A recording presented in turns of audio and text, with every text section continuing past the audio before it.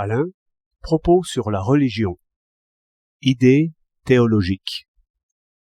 Chateaubriand, au sujet du XVIIIe siècle, écrit ceci. Les mœurs affaiblies se trouvèrent ainsi calculées pour ne plus offrir de résistance à l'esprit, ce qu'elles font souvent quand elles sont jeunes et vigoureuses. J'aperçois ici ensemble une idée, et l'idée de l'idée. D'abord l'idée. Je ne crois point que le progrès des sociétés humaines se soit jamais fait par le dedans, c'est-à-dire par un changement naturel des opinions. Quand les mœurs sont bien assises, tout reste le même pendant des siècles de siècles.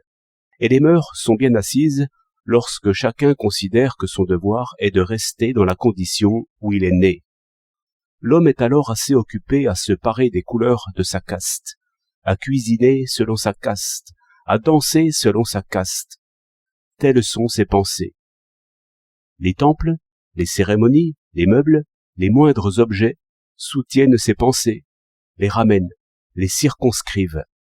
Il faut croire que ce régime s'accorde assez bien à la nature humaine, puisque nous voyons que ceux qui ont l'avenir assuré reviennent aisément à faire toujours les mêmes actions, comme monter à cheval, conduire un bateau à voile, jouer aux cartes. Tout le monde a connu ces fakirs qui ne pensent que mort, gourmette et sel, ou bien aviron, voilure et brise, ou bien atout et carte maîtresse.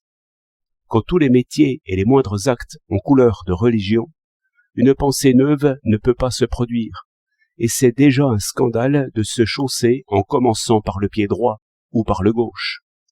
On s'étonne quelquefois de voir que des hommes pensants sont attachés à des dogmes ridicules. On ne pense pas assez que dans l'ancien état, tout est dogme, aussi bien la manière de tuer un poulet ou de pétrir le pain.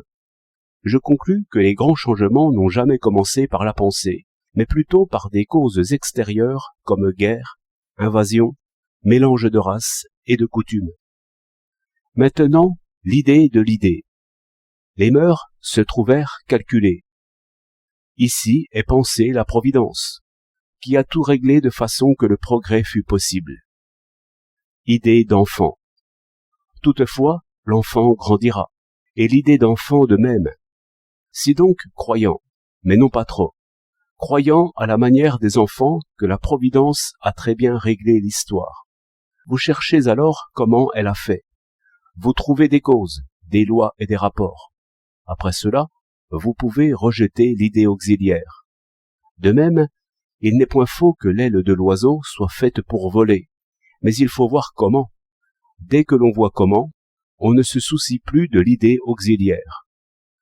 Et même, par cette manière de penser, qui est retour à l'enfance et puis maturité en action, on vient à savoir que toute idée est idée auxiliaire. Et cela n'importe pas peu, car il n'y a pas que les idées théologiques qui rendent sot dès que l'on y croit. Ou bien, pour dire la même chose autrement, toute idée est théologique, car l'objet, dès qu'il est connu, suffit.